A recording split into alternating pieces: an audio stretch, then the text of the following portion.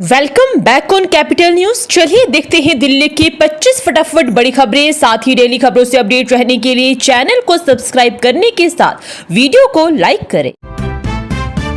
दिल्ली वालों के लिए गुड न्यूज। आज शुरू होंगे 81 नए आयुष्मान आरोग्य मंदिर, स्वास्थ्य सेवाओं को मिलेगी मजबूती। दिल्ली में 81 नए आयुष्मान आरोग्य मंदिर शुरू होंगे, जिससे कुल संख्या 319 हो जाएगी। मुख्यमंत्री रेखा गुप्ता पश्चिमी दिल्ली के नांगल राया में इनका उद्घाटन करेगी। इन मंदिरों में मुफ्त डॉक्टर परामर्श, दवाएं, जांच और विभिन्न बीमारियों की स्क्रीनिंग जैसी प्राथमिक स्वास्थ्य सेवाएं मिलेगी। दिल्ली सरकार का लक्ष्य 1100 से अधिक ऐसे केंद्र स्थापित करना है, जिससे राजधानी की स्वास्थ्य प्रणाली मजबूत हो। युवा केवल भविष्य नहीं, देश का वर्तमान भी, हंसराज कॉलेज में बोली सीएम रेखा गुप्ता। राष्ट्रीय युवा दिवस पर हंसराज कॉलेज द्वारा आयोजित कार्यक्रम में मुख्यमंत्री रेखा गुप्ता ने युवाओं को विकसित भारत की वर्तमान शक्ति बताया। उन्होंने नेतृत्व, आत्मविश्वास और जिम्मेदारी पर जोर देते हुए कहा कि कॉलेज का समय व्यक्तित्व निर्माण के लिए निर्णायक होता है। मुख्यमंत्री ने युवाओं को डिजिटल तकनीक का साधन के रूप में उपयोग करने और नवाचार के साथ राष्ट्र निर्माण में भागीदारी निभाने का आह्वान किया। मिनी बिहार में बदला द्वारका का रॉयल पैलेस, मैथिली और भोजपुरी लोक संगीत ने बांधा समा। द्वारका सेक्टर 23 के रॉयल पैलेस में ब्रह्मश्री परिवार ने भव्य मकर संक्रांति मिलन समारोह 2026 का आयोजन किया। दिल्ली एनसीआर सहित विभिन्न राज्यों से आए लोगों ने भाग लिया। डॉक्टर महाचंद्र बाबू मुख्य अतिथि रहे, साथ ही कई विशिष्ट हस्तियां भी मौजूद थी। कार्यक्रम में महाकवि विद्यापति के मैथिली गीत और रामधारी सिंह दिनकर की कविताओं के साथ भोजपुरी व मैथिली संगीत ने समा बांधा। युवाओं को मार्गदर्शन मिला और समारोह का समापन पारंपरिक चूरा दही भोज से हुआ। नजफगढ़ नांगलोई रोड का होगा कायाकल्प, पश्चिमी दिल्ली को मिलेगी राहत। सड़क सुदृढ़ीकरण परियोजना का शुभारंभ। उपराज्यपाल विनय कुमार सक्सेना ने नजफगढ़ नांगलोई रोड पर जल निकासी और सड़क सुदृढ़ीकरण परियोजना का शुभारंभ किया। मुख्यमंत्री रेखा गुप्ता ने कहा कि यह परियोजना पश्चिमी दिल्ली के लाखों लोगों की समस्याओं का समाधान करेगी। 2 दशकों से बदहाल यह सड़क अब बेहतर गुणवत्ता, जल भराव से राहत और ट्रैफिक जाम से मुक्ति दिलाएगी, जिससे क्षेत्र की लाइफलाइन को लंबी उम्र मिलेगी। छात्र शिक्षक रेशियो 30:1 से अधिक नहीं हो सकता। सीबीएसई स्कूलों के लिए शिक्षकों का ब्यौरा अपलोड करना अनिवार्य। सीबीएसई ने स्कूलों को अपनी वेबसाइट पर शिक्षकों की योग्यता, अनुभव और प्रशिक्षण सहित सभी अनिवार्य जानकारी 15 सितंबर तक अपलोड करने का निर्देश दिया है। यह पारदर्शिता सुनिश्चित करने और अभिभावकों को सूचित करने के लिए है। बोर्ड ने 30:1 के छात्र शिक्षक अनुपात का भी पालन करने को कहा है। निर्देशों का पालन न करने पर संबद्धता उपनियमों के तहत कार्रवाई की जाएगी। लंदन मुंबई मॉडल पर दिल्ली सरकार का mega project, Rajghat power plant को नाइटस्केप हब में बदलने की तैयारी। दिल्ली सरकार बंद पड़े राजघाट पावर प्लांट को एक बड़े नाइट लाइफ, सांस्कृतिक और खानपान केंद्र में बदलने की योजना बना रही है। 45 एकड़ में फैले इस क्षेत्र में Yamuna promenade, food street, 24/7 youth learning hub और VR हेरिटेज म्यूजियम जैसे आकर्षण होंगे। यह परियोजना PPP मॉडल पर विकसित की जाएगी, जिसका उद्देश्य दिल्ली को एक नया मनोरंजक स्थल प्रदान करना है। दिल्ली में इस साल 7,000 नए ईवी चार्जिंग स्टेशन लगाने की योजना, अभी 27,301 स्टेशनों की है कमी। दिल्ली सरकार इस साल के अंत तक 7,000 नए इलेक्ट्रिक वाहन चार्जिंग स्टेशन स्थापित करने की योजना बना रही है। इसका उद्देश्य स्वच्छ परिवहन को बढ़ावा देना और इलेक्ट्रिक वाहनों को तेजी से अपनाना है। वर्तमान में दिल्ली में 8,849 चार्जिंग स्टेशन है, जबकि 36,150 की आवश्यकता है। इन नए स्टेशनों के जुड़ने से कुल संख्या 15,849 हो जाएगी, जो रैपिड रेल और मेट्रो स्टेशनों पर स्थापित किए जाएंगे। सरकार सार्वजनिक परिवहन और यातायात प्रबंधन पर भी काम कर रही है। घर से 400 मीटर दूर RWA अध्यक्ष का मर्डर, सीएम रेखा परिवार से मिली तक नहीं। आप नेता हत्याकांड पर बोले सौरभ भारद्वाज। राजधानी दिल्ली के शालीमार बाग में RWA अध्यक्ष और आप नेता रचना यादव की हत्या कर दी गई। आप नेता सौरभ भारद्वाज ने इस घटना पर भाजपा सरकार की कानून व्यवस्था पर सवाल उठाए हैं। उन्होंने बताया कि रचना यादव अपने पति की हत्या की मुख्य गवाह थी और उन्हें पहले भी धमकियां मिली थी। सीसीटीवी में हत्यारे दिख रहे हैं, फिर भी पुलिस की कार्रवाई धीमी है। एक दशक से पानी की समस्या झेल रहे लोगों का छलका दर्द। दैनिक जागरण के अभियान से प्रेरित होकर छेड़ा आंदोलन। दक्षिणी दिल्ली में दूषित पानी और सीवर ओवरफ्लो की समस्या एक दशक से बनी हुई है। RWA ने सोशल मीडिया पर जन आंदोलन शुरू किया है, जिसमें सरकारी विभागों और अधिकारियों को टैग कर जवाबदेही की मांग की जा रही है। दैनिक जागरण के अभियान से प्रेरित होकर निवासी पुराने सीवर लाइनों के कारण 15,000 से अधिक प्रभावित लोगों के लिए समाधान चाहते हैं। यह अभियान जनता को राहत दिलाने पर केंद्रित है। फरीदाबाद ने बुलडोजर एक्शन की पूरी तैयारी। पीडब्ल्यूडी ने तैयार की नोटिस। कार्रवाई से पहले मचा हड़कंप। फरीदाबाद में पीडब्ल्यूडी मोहल्ला रोड पर एलिवेटेड मार्ग निर्माण में बाधक बन रहे अवैध निर्माणों को तोड़ने की तैयारी है। ऊंचा गांव में मलेरना कट और अस्पताल रोड पर पहले ही तोड़फोड़ हो चुकी है। अब गुप्ता होटल चौक से आगे के अवैध निर्माणों के लिए नोटिस तैयार किए जा रहे हैं। कुछ लोगों ने उच्च न्यायालय में याचिका दायर की है, जिस पर विभाग ने जवाब भेज दिया है। दुकानदारों को जल्द ही नोटिस दे दिए जाएंगे। दक्षिणी दिल्ली में झुग्गी वालों के लिए अच्छी खबर। 10 करोड़ से बनेंगे लग्जरी शौचालय। सीएम रेखा ने जारी किया फंड। प्रधानमंत्री मोदी ने आह्वान पर दिल्ली सरकार के संकल्प के तहत दक्षिणी दिल्ली के सांसद रामवीर सिंह भिदुड़ी ने 12 से अधिक झुग्गी बस्तियों में 10 करोड़ रुपए के शौचालय निर्माण व नवीनीकरण कार्यों का शिलान्यास किया। इससे स्वच्छता के साथ महिलाओं की सुरक्षा और गरिमा भी सुनिश्चित हो सकेगी। मुख्यमंत्री रेखा गुप्ता को फंड उपलब्ध कराने के लिए आभार व्यक्त किया गया है। दिल्ली के इस इलाके में आएगी विकास की बहार। 4 करोड़ के विकास कार्यों का हुआ शिलान्यास। दिल्ली के तुगलकाबाद विधानसभा क्षेत्र में विधायक सहीराम पहलवान ने 4 करोड़ रुपए से अधिक के विकास कार्यों का शिलान्यास किया। इन परियोजनाओं से 6 झुग्गी बस्तियों में शौचालय और स्नानागार का नवीनीकरण व निर्माण होगा। संजय कॉलोनी, इंदिरा कल्याण विहार, न्यू संजय कैंप और माता मंदिर झुग्गी कैंप में दिल्ली आश्रय सुधार बोर्ड द्वारा ये कार्य कराए जाएंगे, जिससे जन सुविधाएं बढ़ेगी।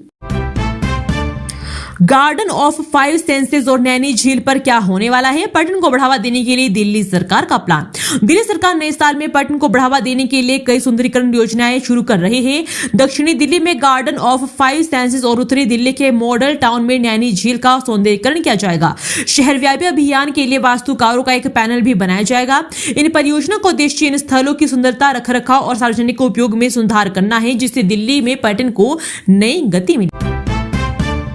स्नाइपर के साथ सेल्फी और शूरवीरों की कहानियां। 53वें विश्व पुस्तक मेले में देशभक्ति का अलग रंग। विश्व पुस्तक मेले में भारतीय सेना ने शौर्य का प्रदर्शन किया, जिससे युवाओं में देशभक्ति की भावना जगी।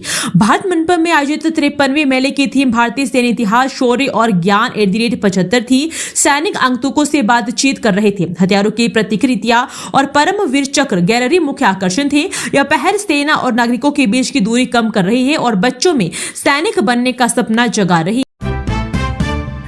कड़कड़ुमा कोर्ट ने छेड़छाड़ मामले में निचली अदालत की सजा रद्द की। आरोपी को किया बरी। कड़कड़ुमा कोर्ट ने छेड़छाड़ के एक पुराने मामले में निचली अदालत की सजा रद्द कर दी है।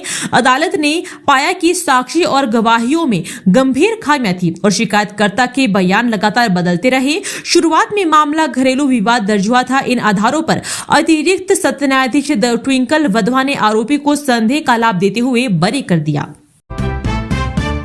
दिल्ली में न्यूनतम तापमान 4 डिग्री सेल्सियस। इन फसलों पर मंडराया खतरा। किसानों को सताने लगा भारी नुकसान का डर।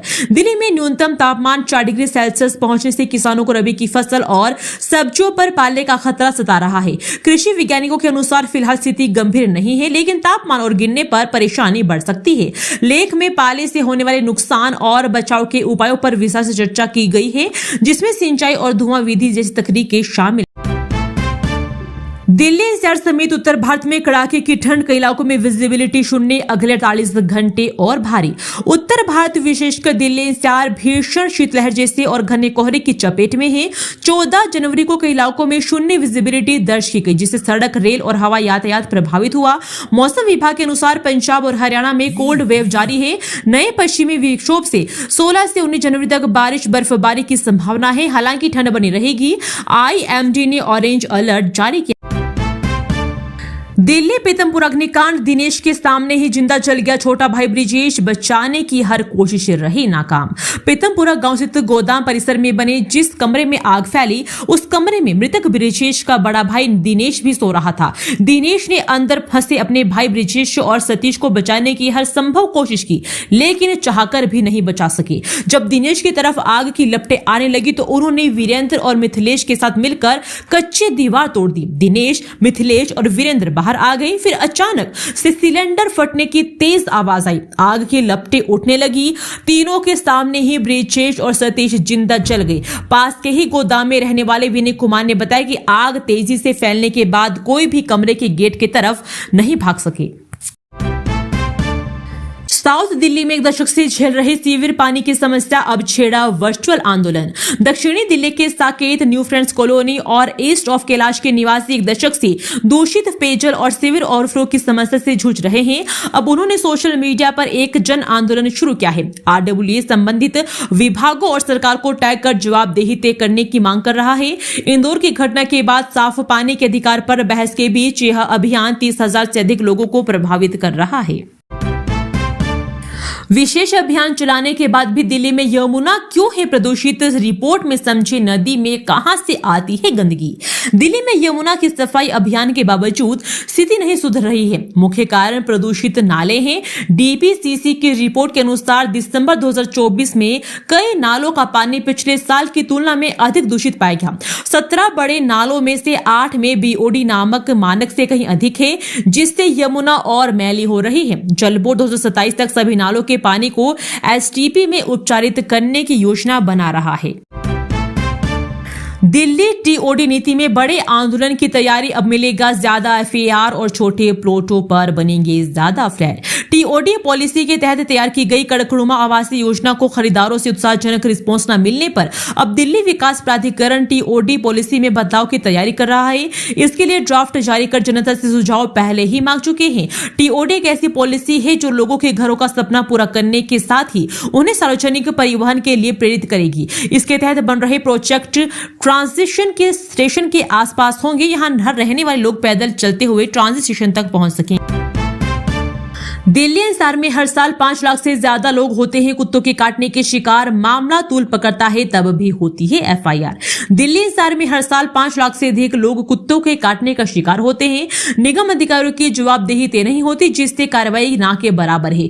पीड़ितों को टीकाकरण के लिए काम छोड़ना पड़ता है, जिससे उनकी आर्थिकी प्रभावित होती है। सुप्रीम कोर्ट अब इस मामले में सख्त है, जिसने आवारा कुत्तों के लिए भोजन स्थल और शेल्टर होम बनाने के आदेश दे दिए।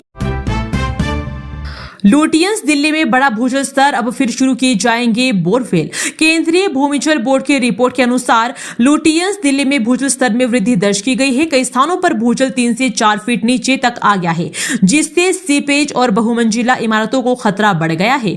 NDMC ने 124 बंद बोरवेल में से 57 को फिर से शुरू करने की अनुमति मांगी थी, जिसमें से जिला प्रशासन ने 20 को मंजूरी दे दी है। इससे पार्कों की सिंचाई में मदद मिलेगी और अतिरिक्त भूजल का उपयोग भी हो सके। MKS इस्पात एवं पावर लिमिटेड के निदेशक को 3 वर्ष की कैद। कोयला ब्लॉक आवंटन घोटाले में कोर्ट ने सुनाया फैसला। विशेष CBI अदालत ने SKS इस्पात एवं पावर लिमिटेड और उनके निदेशक दीपक गुप्ता को कोयला ब्लॉक आवंटन घोटाले में दोषी ठहराया है। दीपक गुप्ता को 3 साल के सश्रम कारावास और 10 लाख रुपए का जुर्माना हुआ। कंपनी पर 50 लाख रुपए का जुर्माना लगा। यह रावणवाड़ा नॉर्थ कोयला ब्लॉक आवंटन से जुड़ा हुआ है, जिसमें अदावन की गलत जानकारी देने का आरोप था। यह घोटाला 20वां मामला है। विश्वविद्यालय केवल शैक्षणिक संस्थान नहीं, यह राष्ट्र का भविष्य बढ़ जाता है। ड्यू में बोले उपराष्ट्रपति CP राधाकृष्णन। उपराष्ट्रपति CP राधाकृष्णन ने दिल्ली विश्वविद्यालय में ड्रग की फ्री कैंपस अभियान शुरू किया है।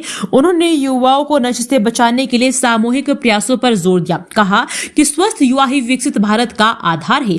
इस दौरान एक E-प्लेस प्लेटफॉर्म और मोबाइल ऐप भी लॉन्च किया गया। उन्होंने केंद्रीय शिक्षा मंत्री से इस अभियान को सभी उच्च शिक्षण संस्थानों में लागू करने का आग्रह किया, क्योंकि नशा एक गंभीर सामाजिक चुनौती। दिल्ली में 10 मिनट में डिलीवरी वाले क्विक कॉमर्स ऐप से जुड़े हैं 30,000 से ज्यादा गिग वर्कर, जान हथेली पर रख रहे हैं काम।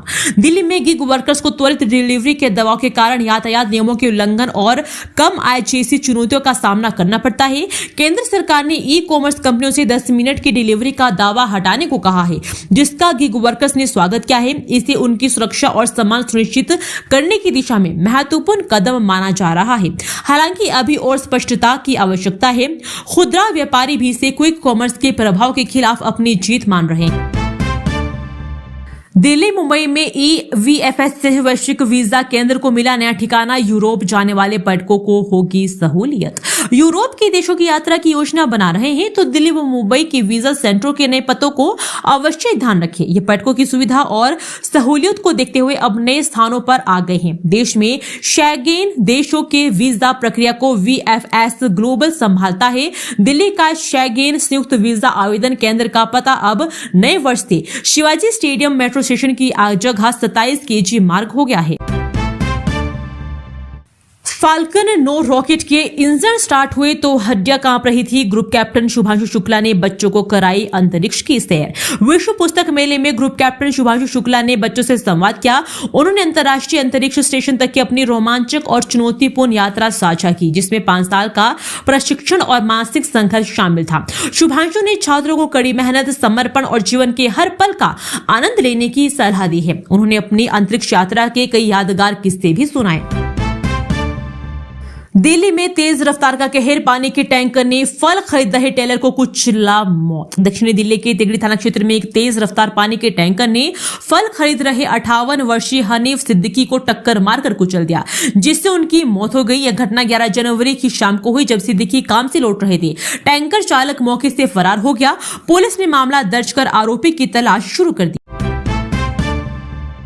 मिनी बिहार में बदला द्वारका का रॉयल पैलेस। मैथिली और भोजपुरी लोक संगीत ने बांधा समा। द्वारका सेक्टर 23 के रॉयल पैलेस में ब्रह्मश्री परिवार ने भव्य मकर संक्रांति मिलन समारोह 2026 का आयोजन किया। दिल्ली एनसीआर सहित विभिन्न राज्यों से आए लोगों ने भाग लिया और डॉक्टर महाचंद्र बाबू मुख्य अतिथि रहे। साथ ही कई विशिष्ट हस्तियां भी मौजूद थी। कार्यक्रम में महाकवि विद्यापति के मैथिली गीत और रामधारी सिंह दिनकर की कविताओं के साथ भोजपुरी व मैथिली संगीत ने समा बांधा। युवाओं को मार्गदर्शन मिला और समारोह का समापन पारंपरिक चूरा दही भोज से। नरेला की प्लास्टिक फैक्ट्री में लगी भीषण आग। 14 दमकल गाड़ियां ने 3 घंटे में बुझाई आग। नरेला औद्योगिक क्षेत्र के भोरगढ़ में एक प्लास्टिक दाले की फैक्ट्री में मंगलवार सुबह भीषण आग लग गई। सूचना मिलते ही दमकल विभाग की 14 गाड़ियां मौके पर पहुंची और 3 घंटे की कड़ी मशक्कत के बाद आग पर काबू पाया गया। राहत की बात यह रही कि इस घटना में कोई हताहत नहीं हुआ है। हालांकि फैक्ट्री को भारी नुकसान हुआ है। शुरुआती जांच में आग का कारण शॉर्ट सर्किट बताया जा रहा है। दोस्तों, वीडियो पसंद आया तो वीडियो को लाइक एवं चैनल को सब्सक्राइब कीजिए और कमेंट करके बताइए कि आप दिल्ली के किस जगह से इस वीडियो को देख रहे हैं। जय हिंद, वंदे मातरम।